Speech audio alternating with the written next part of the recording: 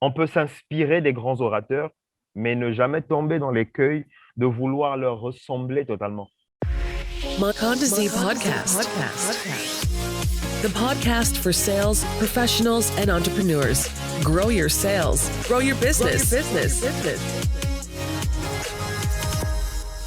Bonjour à tous et bienvenue sur le podcast de Mokonzi. Je suis Kevin Noumazala, je suis le fondateur de Mokonzi. Très heureux de vous retrouver pour ce nouvel épisode.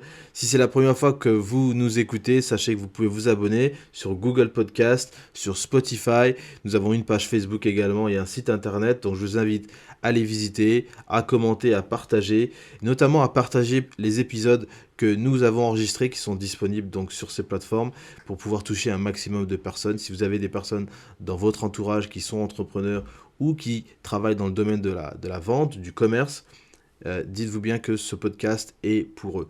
Aujourd'hui, j'ai un super invité qui est congolais, un jeune garçon qui a du talent et qui est maître de cérémonie et wedding planner, donc quelqu'un qui va aujourd'hui intervenir sur cette question de la prise de parole en public, un élément fondamental parce qu'on se rend bien compte que notre système éducatif ne prépare pas les jeunes à prendre la parole en public, ne serait-ce que pour présenter des idées, présenter des projets. Et donc ça rend les choses vraiment très difficiles pour des entrepreneurs qui souhaitent se lancer, faire des appels de financement et simplement discuter avec leurs futurs clients. Donc j'ai l'honneur de recevoir Joe Christ Ipari, que certains connaissent peut-être déjà sur YouTube et sur Facebook avec ces superbes capsules qui donnent plein de conseils intéressants sur l'organisation des événements de mariage notamment. Et je vous laisse découvrir notre entretien. Bonsoir Kevin, ça va très bien. Et de votre côté, je pense que c'est pareil. Bah oui, moi ça va super et puis je suis toujours content d'enregistrer un nouvel épisode, surtout que on a avec nous quelqu'un de très intéressant qui fait des choses assez particulières au niveau du Congo. Donc je suis content, merci déjà d'avoir répondu à cette invitation. C'est moi. Et c'est le but vraiment du podcast, de manière à ce qu'on puisse inviter des personnes qui font des choses atypiques, qui font des choses intéressantes. Parce que nous on croit au modèle de réussite au-delà de simplement des entrepreneurs, donc on a besoin d'éclairer notre génération à notre manière dans différents domaines.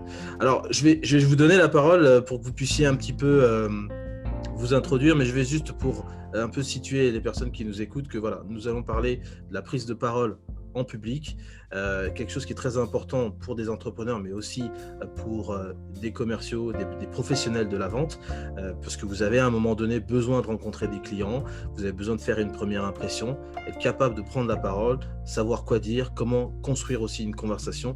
C'est un petit peu l'enjeu de cet épisode. Mais la prise de parole en public, ici, j'ai préféré faire appel à quelqu'un qui est maître de cérémonie et qui également vraiment connaît un petit peu tout ce qui est prise de parole en public. Donc je vous laisse la parole, monsieur Ipari, pour que vous puissiez un peu déjà nous dire qui vous êtes pour commencer. Ok, parfait. Merci beaucoup, merci, c'est très gentil.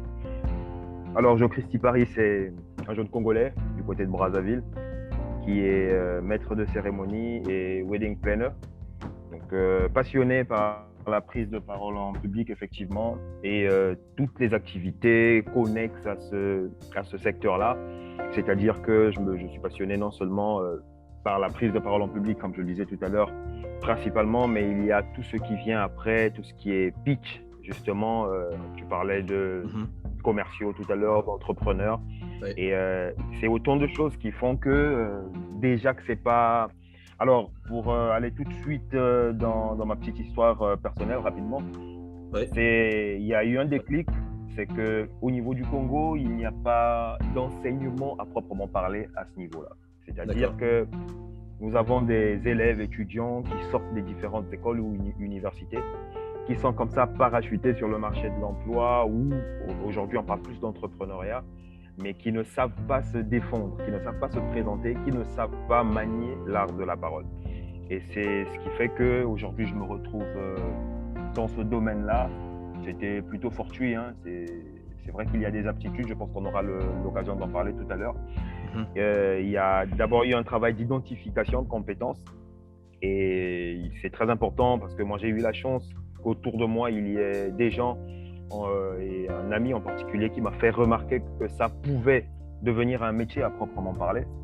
Et on a pris ça au sérieux. Aujourd'hui, je me suis lancé de façon professionnelle depuis plus d'1 an que je suis maître de cérémonie, les mariages principalement. Mais ça s'ouvre de plus en plus parce que bon voilà, on arrive à présenter certains événements hors mariage et ça se passe très bien.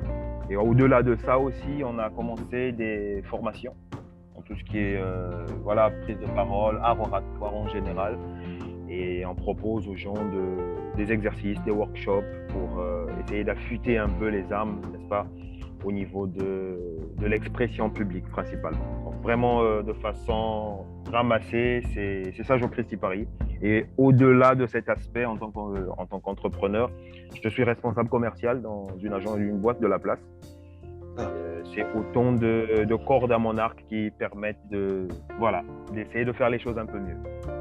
Mais ça tombe très bien justement parce que l'un des messages que nous on souhaite aussi en transmettre sur le podcast de Mokonzi, c'est ce message qu'on veut donner aussi non seulement aux professionnels de la vente mais aussi aux entrepreneurs, et on part du simple postulat également que l'entrepreneur, celui qui est à la tête de son projet, c'est celui qui doit être le premier commercial de sa boîte, qui doit être le premier à aller au charbon, à aller rencontrer des clients. Et il n'est pas, en fait, surtout pour ceux qui ont, je dirais, quelques employés pour, assumer certaines tâches, comptabilité, avoir une assistante, etc. Vous avez du temps libre pour vous consacrer véritablement à votre entreprise et donc à vos clients les plus importants. Donc ça, c'est un élément très important que tu nous dis, le fait que tu sois aussi commercial, parce que moi, j'ai été commercial au Congo, donc je sais un petit peu le travail. Je sais le travail que c'est. J'ai été aussi envoyé au Congo pour justement prospecter et travailler, donc j'ai fait un petit peu les deux en tant que salarié, en tant que travailleur indépendant à mon propre compte. Donc ça, je comprends la difficulté du commercial, et c'est pour ça qu'on peut aussi parler à ces personnes, parce que c'est dur de vendre au Congo, c'est pas facile. Et comment? Voilà. Et déjà la vente en tant que telle, c'est déjà une compétence à acquérir, c'est pas toujours facile, mais je pense qu'on pourra peut-être faire un autre épisode là-dessus, parce qu'on est en train de préparer sur les difficultés du commercial, sur un certain nombre de solutions aussi pour eux. Donc je pense qu'il y aura matière à pouvoir rediscuter là-dessus. Je pense que tu as déjà répondu à un certain nombre de questions, parce que j'avais déjà des questions concernant pourquoi le métier de maître de cérémonie, mais j'aimerais peut-être poser la question de savoir qu'est-ce qui t'a inspiré, en fait, au-delà de ton ami qui t'a peut-être soufflé un peu cette idée, mais qu'est-ce qui t'a inspiré, ce que j'ai vu en préparant cet épisode, et qu'effectivement tu connaissais aussi un peu Oren Klaff.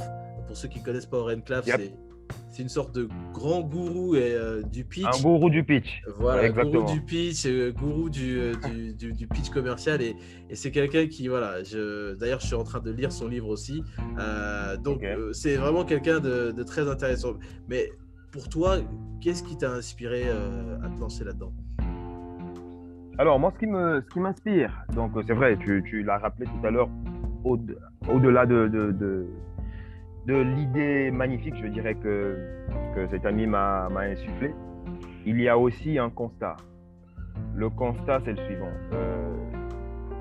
J'ai pu avoir la chance d'assister à plusieurs événements, notamment mariage, une fois de plus. Et il y avait une chose qui, à chaque fois, m'interpellait. C'est que souvent, les gens, ils se lançaient dans un projet de mariage avec un budget, mais ultra conséquent généralement. Ils mettent tout ce qu'il faut et ils oubliaient cet aspect-là. C'est-à-dire qu'on avait du budget dans le traiteur, on avait du budget dans la salle, dans la déco, mais personne ne te parlait du maître de cérémonie. Il se trouve que le maître de cérémonie, c'est le pilier même de l'événement. Parce que quand on arrive à un événement de ce type-là, je parle de mariage une fois de plus, eh bien, tous les autres, ils sont un peu dans les backstage. Et il faut qu'il y ait quelqu'un qui va faire office de métronome, qui va donner le ton, qui va gérer le timing, qui va gérer les différentes séquences. Et le problème, c'est que souvent, on prend tout de suite l'ami de la famille, le collègue dont on sait qu'il parle plus ou moins bien. Et sans savoir que au-delà de l'élocution, c'est tout un métier en fait, le maître de cérémonie. C'est tout un métier parce qu'il y a plusieurs aspects qui doivent être pris en compte. Bien sûr, l'élocution, bien sûr, la capacité à tenir la foule, à maintenir un certain climat, mais au-delà de ça, il faut qu'il soit apte, n'est-ce pas, à s'adapter, à improviser si jamais il y a un problème, à intervenir. Et il y a plusieurs choses qui font que s'il n'y a pas de maître de cérémonie, ça ne marche pas. Et le déclic, une fois de plus, c'était, je me suis retrouvé à un événement. Le maître de cérémonie, il a plus ou moins pris la place des mariés. Et c'était très dérangeant parce que tout le monde, en fait, se demandait mais qu'est-ce qui se passe? Et au final, il est parti en freestyle, en roue libre, vraiment. Et ça s'est transformé en one-man show. Or, le but, c'est de mettre en orbite le couple. C'est pas le maître de cérémonie qui vient faire sa star. Et voilà, moi, avec cet élément-là et puis la facilité que j'avais, moi, de m'adapter, parce qu'au final, j'ai été un peu pris de court. Je me suis retrouvé devant un événement. Je l'ai fait une fois, ça a très bien marché. Le couple était très content. Moi-même, j'étais le premier surpris. Et à partir du moment où c'était un premier essai qui a été réussi, j'ai dû me former ensuite pour vraiment avoir les aptitudes nécessaires pour en faire un métier. Et aujourd'hui, c'est pas un hobby, c'est pas juste pour le fun, mais c'est vraiment un métier que je prends très au sérieux. Et à partir de là, voilà, l'histoire elle a démarré comme ça. Donc l'inspiration, si tu veux, ça a été ce couac-là.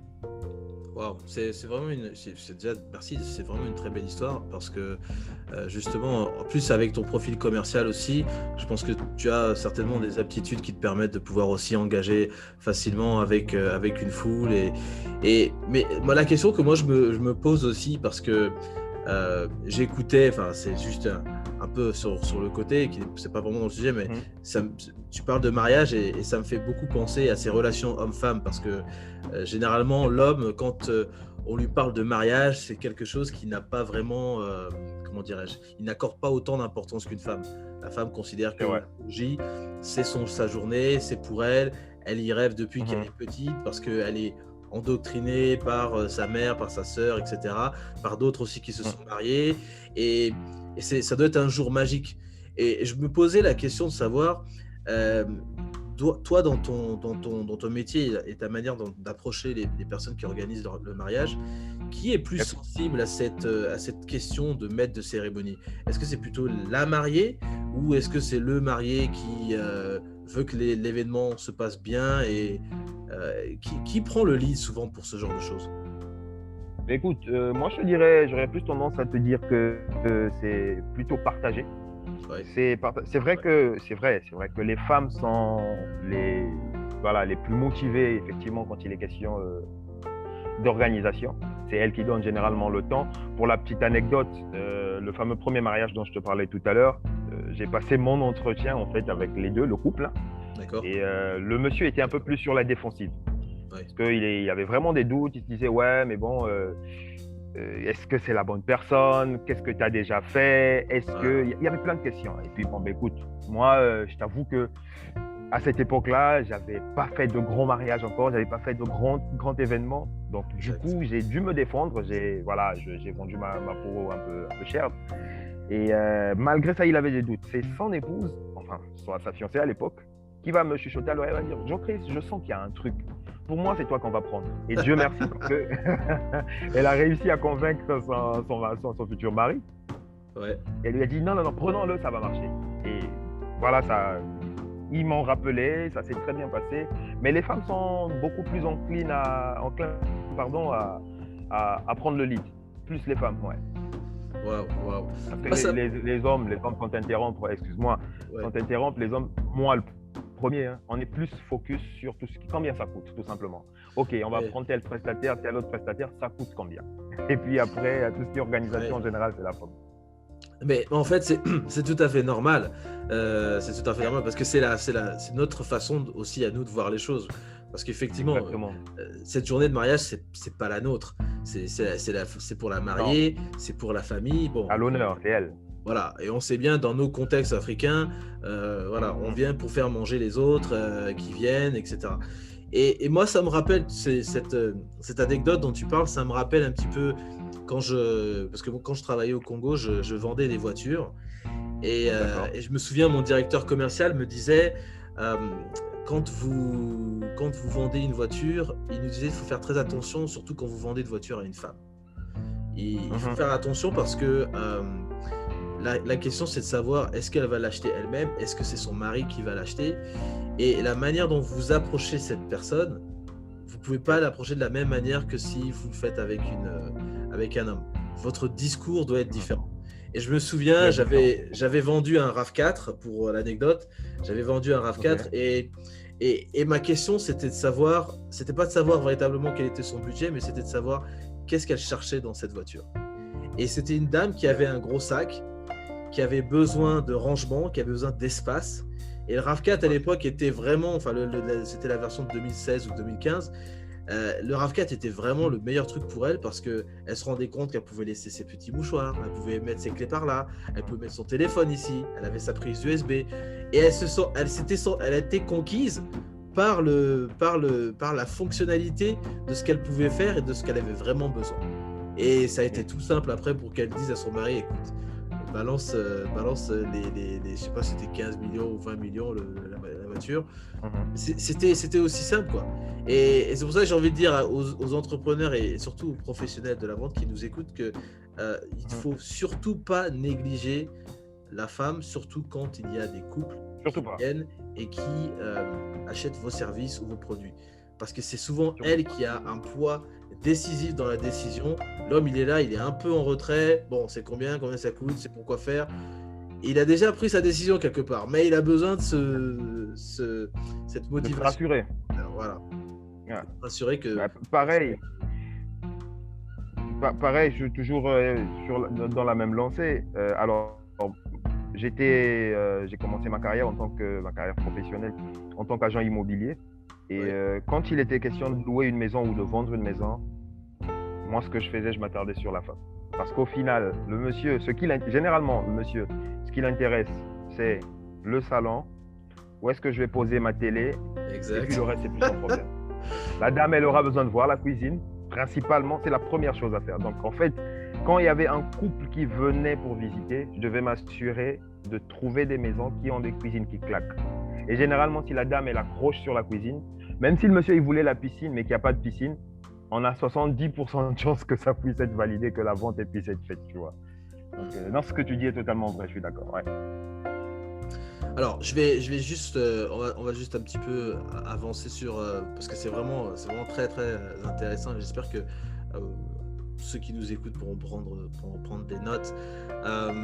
Selon toi, quelles sont les meilleures pratiques peut-être pour prendre la parole en public? Qu'est-ce que tu conseillerais à quelqu'un qui peut-être a un exposé, a peut-être besoin de présenter une idée en entreprise, ou peut-être je vais prendre un cas un peu extrême et doit se préparer pour présenter une idée qu'il a ou un projet, un produit qu'il est en train de créer parce que c'est un entrepreneur, il va avoir des investisseurs. Comment il peut se préparer? Est-ce que tu aurais 3 conseils pour pouvoir se préparer à un tel exercice? Assurément. Le premier conseil que moi je donnerais, c'est l'exercice. Ouais. L'exercice, il est imparable. Au-delà, avant de parler de force de persuasion, avant de parler de conviction, avant de parler d'éloquence et tout ce qu'on peut citer, la première chose, c'est l'exercice. Parce que quand on maîtrise son sujet, peu importe lequel, quand on maîtrise son sujet, on est rassuré lorsqu'il sera question soit de présenter un service, soit de présenter un projet, soit de pitcher son projet. L'exercice. Ça, c'est vraiment la première chose. Et quand je parle d'exercice, je vais te prendre un cas tout simple pour justement, on va dire un étudiant qui a un oral à faire ou bien une présentation quelconque. S'il prépare correctement son sujet, le jour J, il arrivera, il n'aura même pas besoin de voir ses notes. Ça, c'est vraiment la première chose. Pour un entrepreneur qui a un rendez-vous pour pitcher son projet ou bien pour faire une levée de fonds, d'ailleurs, on parlait de RenClap tout à l'heure, il a intérêt à maîtriser le sujet en amont. Ouais. C'est-à-dire qu'il faut tout faire, mettre toutes les chances de son côté. Au-delà de la maîtrise du sujet, j'aime bien conseiller aux gens une chose, c'est de travailler sur leur peur. Parce que la prise de parole en public, qu'on le veuille ou pas, tout expérimenté qu'on est, la peur, elle ne disparaît jamais. C'est pourquoi, dernièrement, j'ai lancé une série de workshops et de formations qui est d'ailleurs en cours. Le titre même de la formation, c'est « Comment surmonter sa peur de parler en public ». Je ne parle pas de supprimer la peur, mais je parle de surmonter la peur parce qu'elle ne disparaît jamais. Je ne sais pas si tu le connais, il y a un avocat, un éminent avocat en France qui est ou qui était, je n'ai pas suivi entre-temps, garde des Sceaux d'ailleurs, Éric Dupond-Moretti, il s'appelle. Ouais. Et il a d'ailleurs le surnom d'Acquittator, c'est-à-dire qu'il acquitte en série. Et ce monsieur, j'ai suivi une interview où il est en train de dire que sa peur ne l'a jamais quitté en fait. Et pourtant, quand vous l'entendez, quand vous l'écoutez, c'est quelqu'un qui parle très bien, qui s'exprime extrêmement bien en public, mais il dit qu'il a toujours gardé cette peur de parler en public et qu'au contraire, c'était une sorte de carburant en fait. Donc, ce qu'on doit faire plutôt que de paniquer lorsqu'on a cette peur qui arrive, c'est d'essayer de travailler dessus, de contrôler pour surmonter cette peur. C'est-à-dire que de garder juste l'intensité nécessaire qui va nous permettre justement d'être aux aguets pour ne pas faire trop de bêtises. Troisième exemple que je peux donner, troisième pratique, ce serait l'originalité. L'originalité. On doit avoir sa marque de fabrique. Oui, chacun doit avoir sa marque de fabrique. Et il y a quelque chose qui tue la communication, qui tue la prise de parole en public, c'est le fait de vouloir être une pâle copie de quelqu'un qui existe déjà. On peut s'inspirer des grands orateurs, mais ne jamais tomber dans l'écueil de vouloir leur ressembler totalement. À ce niveau-là, je te prendrai un exemple tout simple. Tu remarqueras qu'on a tendance, et là je te parle de nous, Africains, on a cette mauvaise tendance de considérer, mais vraiment à tort, que bien parler en public, c'est de singer l'occidental. En ce qui nous concerne francophones, c'est de vouloir vraiment parler comme un Français. Et là, je te parle de tuer son accent d'origine, de tout vouloir faire comme une personne qu'on pourrait, à raison, apprécier. Mais il faut toujours qu'on ait cette dose d'originalité parce qu'en fait, ça nous confère une forme de crédibilité. Donc voilà, maîtrise du sujet, originalité, et puis surmonter sa peur. D'accord, très bien, très bien. Je pense que ça, c'est vraiment des clés qu'il faut vraiment étudier, même vraiment regarder parce que effectivement, je ramène ça un petit peu aussi au métier de commercial parce que aller rencontrer des clients, discuter avec eux et puis aussi accepter qu'on soit rejeté, c'est aussi une manière. C'est une éventualité. Oui, ça arrive et puis ça fait partie du métier, mais ne peut-être pas trouver ses mots, ne peut-être pas aussi être capable de bien articuler de long en large. Ça fait partie aussi des éléments qui vous appellent à plus d'entraînement, à plus de pratique et à peut-être mieux maîtriser votre sujet parce qu'il y aura forcément un moment donné où on va vous poser une colle et puis vous allez peut-être pas savoir, mais tout est dans votre réaction quand vous allez réagir. Alors, je voudrais peut-être rapidement que tu me dises, parce que tu as déjà assisté à des mariages, tu as déjà participé en tant qu'invité, et puis je pense que tu dois aussi peut-être avoir un regard assez particulier sur les différentes prises de parole qu'on peut peut-être voir à la télé, et ceux qui parlent le plus au Congo, c'est quand même nos ministres qui, des fois, ont toujours des choses à dire sans qu'on ait vraiment l'impression de savoir pourquoi ils le disent. Mais quelles seraient selon toi les 3 pratiques que tu penses qu'il faut absolument bannir dans la prise de parole en public? Première pratique, mais oui, alors on peut en citer des tonnes, heureusement que tu m'as délimité le champ là, mais l'une des pires choses que je déconseille, c'est le manque d'enthousiasme. Le manque d'enthousiasme. Alors, je t'explique. Je vais te citer 3 choses. Je vais plutôt prendre ça dans l'autre sens. Si j'appelle ça être sec, c'est-à-dire SEC, souriant, enthousiaste et convaincant. Donc, une prise de parole, peu importe le sujet. Quand on aborde un public plus ou moins étoffé, on doit s'assurer de se présenter avec minimum un sourire. Parce que ça aide à mettre les gens en face en confiance. Ça aide à briser la glace. Donc, si on arrive et qu'on n'est pas souriant, on est crispé pour une raison ou pour une autre, ça va tuer notre discours derrière. Peu importe les éléments de conviction qu'on a dans le discours, si on n'est pas souriant, il y a un gros problème. Ça nous emmène au deuxième élément, le manque d'enthousiasme, ça aussi, ça tue.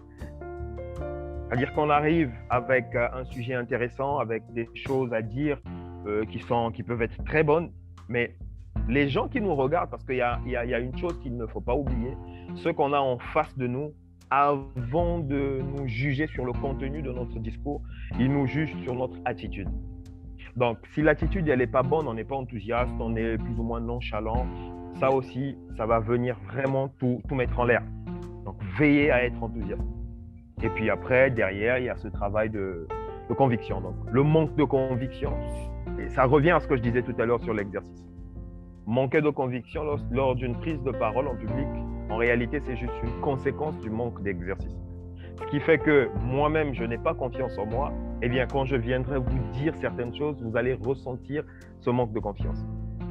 Et ça nous entraîne dans une espèce de roue interminable et en patauge, on s'en sort plus. Effectivement. D'accord.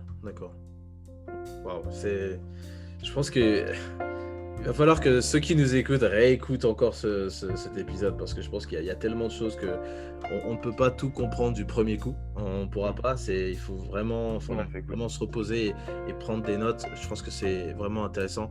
Alors,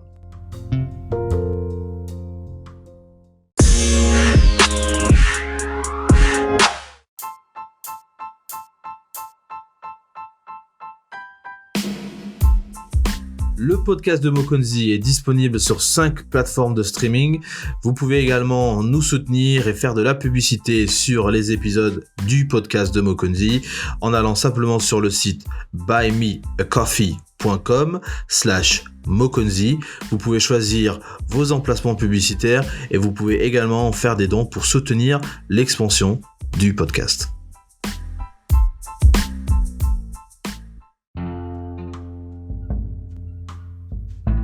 Nous voici donc dans notre deuxième partie, dans cet épisode consacré à la prise de parole en public avec notre invité Joe Christ Ipari, maître de cérémonie et wedding planner.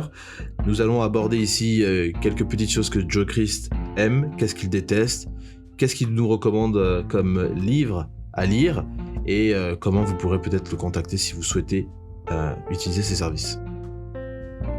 Quelles sont les 3 choses que toi tu aimes au Congo ? Au-delà du mariage, de la prise de parole en public, mais quelles seraient les 3 choses que tu aimes au Congo ? Moi personnellement ou le Congolais en général ? Toi personnellement. Ah là là, tu me mets devant le mur, papa. Écoute, le Congolais que je suis, 3 choses. Alors la première, je suis un passionné de lecture. D'accord. C'est vrai que ça n'a rien à voir avec le Congolais en général, mais je suis un passionné de lecture et je suis un passionné, quand je dis lecture, de l'histoire de mon pays. Et il y a de moins en moins de lecteurs parce qu'il n'y a quasiment pas de bibliothèque et ça, c'est un gros problème. Et beaucoup de gens, tu as beaucoup de gens ici qui voudraient bien découvrir certaines choses, mais bon, il n'y en a pas. Donc la lecture. Deuxième élément, bon, le Congolais que je suis, écoute, la SAP. Bien s'habiller, ouais, effectivement. La SAP, mais bon, je te dis pourquoi. C'est vrai que j'en rigole, mais bon, la SAP, pas en tant que pratiquant ou pas en tant qu'admirateur, mais surtout parce qu'il y a un rapport avec le métier que je fais, parce que je disais tout à l'heure que la prise de parole en public, avant tout, ou même la communication en général, en fait, elle est plus non-verbale que verbale. Et quand on se présente devant les gens, la première chose qu'ils voient, c'est comment on est vêtu, quelle est notre présentation. Et on a cette chance d'être dans un pays où le vestimentaire, l'habit a une certaine importance. Après, je ne parle pas non plus d'emmener la chose dans des extrémités telles qu'on peut le voir sur les réseaux sociaux. mais c'est un outil de travail pour les communicants, c'est un outil de travail pour les orateurs, parce que ça permet déjà de poser une certaine personnalité et de redécoller ensuite. Et troisièmement, j'aime la nourriture de chez moi. Voilà, j'aime la nourriture de chez moi, le pondou. C'est un kiff, comme qui dirait. D'accord. Et donc, évidemment, la question suivante, c'est quelles sont les 3 choses que tu détestes? Peut-être pas détester, je vais reformer ça. Ouais. Peut-être les 3 choses qu'il faudrait peut-être améliorer ou changer pour être un peu politiquement correct. Yes. Écoute, la toute première, en tout cas, même s'il fallait n'en citer qu'une chose, j'ai apprécié une chose que tu as dite au début de notre petite discussion, c'est que ton podcast, en l'occurrence, qui porte bien son nom, podcast de Mokonzi, voilà, on parle de leadership, on parle d'exemplarité, d'accord? Et moi, il y a une chose que vraiment je tire la sonnette d'alarme, que toutes les personnes qui nous écoutent, mais si on pouvait tous prendre ce combat à bras le corps, c'est l'éducation. L'éducation, le système éducatif au pays, on a un gros problème parce que, je suis désolé, ça va peut-être en choquer plus d'un, mais il est quasi inexistant aujourd'hui. Et à tous les niveaux, non seulement on a affaire à un système qui est désuet, parce que à l'heure où je te parle, les élèves qui sont en train de faire le bac cette année, ils sont en train d'étudier des bouquins que moi j'ai étudiés quand j'étais en terminale et ça remonte à plus d'une dizaine d'années. Ça, c'est un gros problème. Et ces mêmes bouquins ont été utilisés 2-3 générations avant moi. Ça veut dire que malgré toute l'évolution que le monde est en train de connaître aujourd'hui, qu'elle soit technologique ou autre, ou économique, ou politique même, mais nous, on fait du surplace en fait. Ce qui fait qu'on n'est pas compétitif ni sur le marché de l'emploi, ni en tant qu'entrepreneur. Et on s'étonne bizarrement que, il n'y a rien qui se fait au pays. L'éducation, c'est un vrai écueil. Donc, ça, c'est vraiment mon cri de cœur. C'est vraiment mon cri de cœur. Et c'est d'ailleurs ce qui fait que aujourd'hui, on essaie de faire des choses pour pallier à cet écueil-là. Proposer des formations, proposer des workshops qui sont beaucoup plus réalistes en fait par rapport au mode de vie actuel, par rapport aux réalités actuelles. Je te disais tout à l'heure que rien que pour l'art oratoire, ça ne s'enseigne pas à l'école. Ça, c'est un gros problème. Et donc voilà, on apporte ces solutions-là pour essayer d'apporter notre petite pierre à l'édifice, tu vois. Parfait. Non, mais c'est absolument, je pense, ce qu'il faut faire, parce que effectivement, il y a beaucoup de gens qui ont pas mal de formations à droite, à gauche, et puis même aussi au niveau des enseignements, même dans les écoles privées. Moi, je me souviens avoir assisté à une sorte de, je ne sais pas si c'était un atelier d'orientation, enfin, MTN participait à cet événement. Je crois que le ministre de l'enseignement supérieur, qui je crois a été nommé aux hydrocarbures, était présent à cette rencontre, et il y avait plein de petits stands de différentes écoles qui étaient venus, et en fait à la fin, quand on faisait les 10-15 stands qui étaient présents, tout le monde proposait un peu la même chose, et la vraie question c'était de savoir, mais quels sont les débouchés que je peux avoir avec ce que vous allez m'enseigner? Parce que je crois qu'il y a cette question-là de l'orientation, ça c'est une chose, mais il y a la question du débouché, alors ça en est une autre. Est-ce que moi, si je vais apprendre, je ne sais pas moi, le commerce international, quels sont les débouchés? Où est-ce que je peux aller travailler? Et ce n'est pas forcément évident, je pense, pour des personnes qui sont en recherche, qui sont en demande d'informations à ce niveau-là. Dans les universités en Europe ou ailleurs, on nous parle d'alumni, on nous parle d'anciens élèves qui sont dans le circuit et qui font valoir aussi les formations et qui peuvent peut-être aussi s'impliquer sur le développement des formations. Donc je comprends tout à fait ton cri de cœur vis-à-vis de l'éducation, c'est un vrai problème. Est-ce que tu as d'autres éléments qu'il faudrait absolument changer au Congo? En tout cas, moi, je préfère mettre une emphase sur cet élément-là, sur cet aspect, parce que ça me concerne directement. Ça me concerne directement, et je pense que tu auras l'occasion de voir les différentes choses qu'on va mettre en place pour essayer, encore une fois, à notre petit niveau, apporter des changements à ce niveau-là, mais c'est vraiment, je reste sur cet élément-là. On a un gros problème et les programmes scolaires qui ne sont pas adaptés, qui sont trop vieux, il faut vraiment qu'on fasse quelque chose. Il faut vraiment qu'on fasse quelque chose. Absolument, non, je suis tout à fait d'accord là-dessus. Alors, tu as dit que tu étais un lecteur avisé. J'aimerais juste savoir quel livre tu pourrais nous recommander, un livre qui t'a marqué, qu'il faudrait absolument lire. Un seul, non, mais j'en donne deux. Soyons gentils. D'accord, vas-y. Écoute, La parole est un sport de combat, de Bertrand Perrier. C'est un livre, je vous le recommande, mais vraiment, je vous le recommande. C'est un livre qui est très intéressant. Bertrand Perrier, pareil, c'est un avocat. Et lui, il dit même qu'il était très timide, mais il a fini par comprendre que parler, en fait, c'était un exercice, un sport. On pouvait s'y entraîner et devenir bon en la matière. Et en plus, aujourd'hui, tout le monde a besoin d'avoir des aptitudes aiguisée en prise de parole en public parce qu'on ne peut rien faire sans la parole aujourd'hui. Peu importe ce qu'on entreprend, peu importe le poste qu'on occupe. Donc, La parole est un sport de combat, Bertrand Perrier, je recommande tout de suite. D'accord. Et ton deuxième? Et ensuite, le deuxième, le pitch. Le pitch. On parlait de lui tout à l'heure, Oren Klaff. Yes, l'art du pitch, ça s'appelle. L'art de Oren Klaff.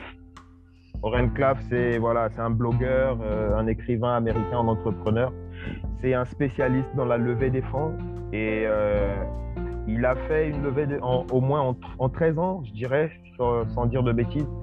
Il a réussi à lever plus de 400 millions de dollars. Wow. Et dans ce livre, il donne des solutions pour être efficace, être convaincant et réussir à conclure ses deals. Donc, je recommande l'art du pitch, justement, de Oren Klaff. Très intéressant livre. D'accord. Alors c'est vrai que moi la lecture c'est vraiment quelque chose qui me plaît beaucoup. Moi j'étais pas quelqu'un qui aimait lire et je pense que c'est vraiment une habitude qu'il faut vraiment prendre parce que je crois qu'on a une jeunesse vraiment qui a besoin de lire, qui a besoin de s'informer parce que si on a ce goût de vouloir apprendre, ce goût de vouloir connaître des choses, il va falloir aller chercher soi-même ses ressources. Et moi, alors c'est juste un conseil que je donne parce que quand j'étais au Congo, c'est vrai que trouver des livres qui sont publiés à l'étranger, c'est toujours un peu difficile. Mais il y a une application que j'utilisais qui s'appelle Kobo Books, Kobo donc K-O-B-O. Yes. Que j'utilisais, enfin je l'utilise toujours et avec les cartes prépayées, je pouvais acheter mes livres directement en ligne et les télécharger directement. Donc j'avais pas besoin de m'inquiéter de savoir est-ce que je vais pouvoir le recevoir, est-ce que la poste fonctionne. J'étais vraiment dans cette. Et puis les livres sont évidemment en version numérique, donc on peut les lire en hors ligne, on n'a pas besoin d'internet. Il faut juste avoir. C'est plus facile aujourd'hui. Voilà, avoir de la batterie. Mais personnellement, je pouvais les lire partout où je voulais et c'était vraiment très très utile. Donc si vous souhaitez avoir accès à des livres comme celui d'Oren Klaff, allez sur Kobo parce qu'il y a plein d'ouvrages dans plusieurs langues, en anglais, en français, enfin il y a vraiment plein de choses. Ne laissez pas l'infrastructure de poste ou le manque de livres dans les librairies être un frein pour ne pas lire suffisamment. Voilà, c'est ce que je voulais juste rajouter. Alors, tu es MC, tu es wedding planner. Est-ce que tu as des projets en cours particuliers que tu aimerais partager avec nous, sur lesquels tu bosses? Assurément. Là, nous sommes, je pense que normalement, d'ici au plus tard 2 mois, il y a ma première formation qui sera disponible. D'accord. Sur mes différents réseaux sociaux. Voilà. En tapant mon nom, Jo Christy Paris, que ce soit sur YouTube ou sur Facebook. Pour l'instant, ce sera sur ces médiums-là.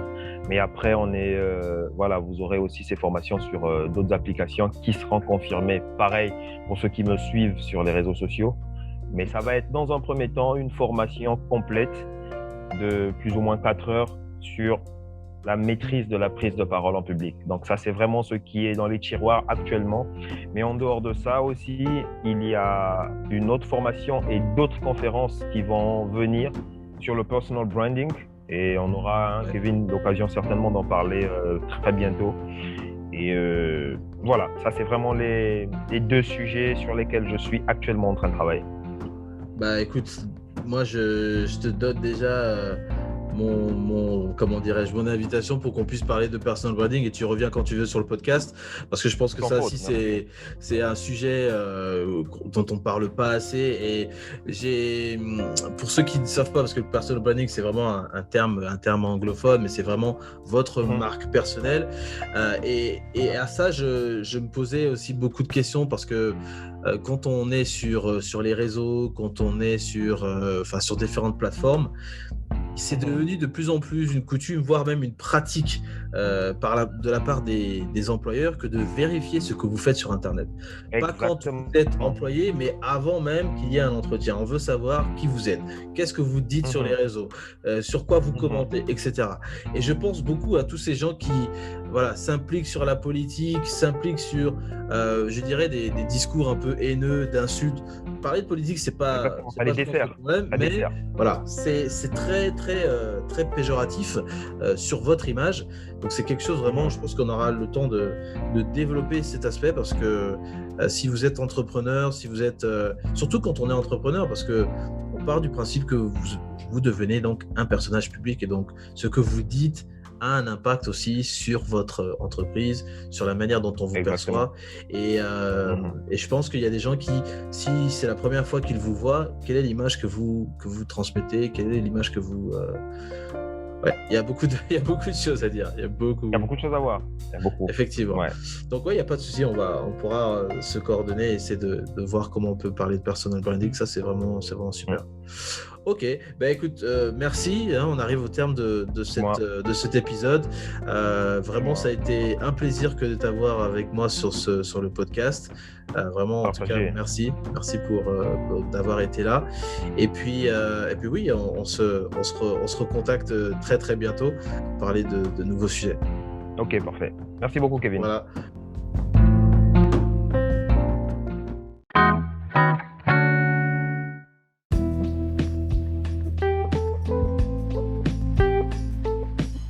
Voici ce qui conclut donc notre épisode sur la prise de parole en public avec notre invité Joe Christ Ipari, maître de cérémonie et wedding planner. J'espère que vous avez appris plein de choses. En tout cas, moi j'ai appris beaucoup de choses et c'est vraiment un plaisir que d'avoir eu Joe Christ sur le podcast aujourd'hui. J'espère qu'on pourra le retrouver dans d'autres épisodes. En tout cas, l'invitation est déjà lancée et on verra comment on pourra apporter d'autres éléments vraiment pertinents pour nos entrepreneurs et pour les professionnels de la vente. Mais je crois qu'il faut retenir quand même que la prise de parole est un élément essentiel si vous voulez réussir, si vous voulez communiquer sur vos projets, sur vos produits, vos services. C'est vraiment indispensable. Investissez dans votre prise de parole et dans votre capacité à développer cette compétence. Je le dis parce que on a soulevé plusieurs points dans cet épisode et je vous invite à réécouter les différents points, mais ne laissez pas l'environnement, ne laissez pas le manque d'infrastructure ou ne laissez pas le système dans lequel vous évoluez, peu importe le pays dans lequel vous êtes, décidez si oui ou non vous allez pouvoir réussir à présenter votre projet et à être un véritable crack, un véritable maître dans la prise de parole. Ne laissez pas d'autres personnes décider pour vous. Donc je vous invite à regarder les capsules de Joe Christ Ipari sur YouTube. Elles sont très intéressantes et je pense qu'elles sont très édifiantes. Et également parce qu'on n'a pas trop parlé de cet aspect de mariage, mais effectivement il y a beaucoup de choses sur le mariage en tant que wedding planner qui nous a pas exactement expliqué, mais vous les retrouvez dans les capsules. Donc encore une fois, si vous avez un projet de mariage, que vous avez trouvé la personne qu'il vous faut, que c'est l'élu de votre cœur, je pense que vous allez trouver des éléments intéressants et pourquoi pas peut-être aussi contacter Joe Christ pour qu'il puisse être votre maître de cérémonie. Voilà, c'est tout pour moi. Merci encore pour cet épisode et puis à la prochaine. Mbewe.